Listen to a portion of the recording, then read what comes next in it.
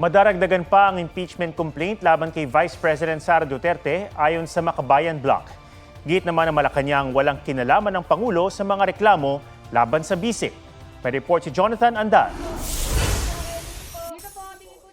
Isang araw matapos ihain ang impeachment complaint laban kay Vice President Sara Duterte, isa pang reklamo ang nakatakdang ihain ng nasa 50 individual mula sa iba't ibang organisasyon bukas. Mga youth leaders yan, urban poor, religious sector, at iba pa. Ganun ka pursigido yung iba't ibang mga sectors na maging bahagi ng pagsisimulan nitong formal proceedings ng impeachment. Makabayan Bloc ang mag-eendorso ng reklamo. Matapos ihain sa Secretary General ng Kamara ang impeachment complaint, ibabato ito sa Office of the Speaker na mayroong hanggang 10 session days para isama ito sa agenda sa plenaryo.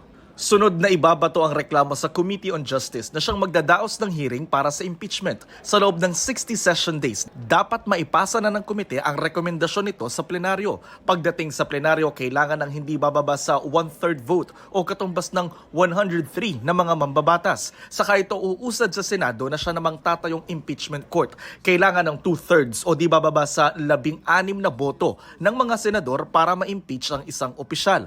Ang tanong, sa dami ng prosesong dadaanan, aabot ba ito bago matapos ang 19th Congress sa Hunyo? And it's hard to say. Tatatandaan nyo yung corona case. That took approximately around 4 months and a half. Ako optimistic ako na merong sapat na panahon tapos merong time pa before the campaign period.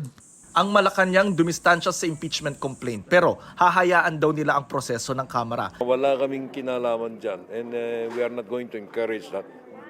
The President has been very clear about his position on this.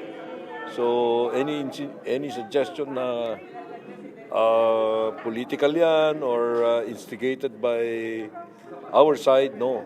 Nauna nang sinabi ni Pangulong Marcos na aksaya lang sa oras ang impeachment laban sa bise. Patuloy na kinukuha ng GMA Integrated News ang panig ng Vice Presidente sa impeachment complaint laban sa kanya. Jonathan Andal nagbabalita para sa GMA Integrated News. Huwag magpahuli sa mga balitang dapat niyong malaman. Mag-subscribe na sa GMA Integrated News sa YouTube.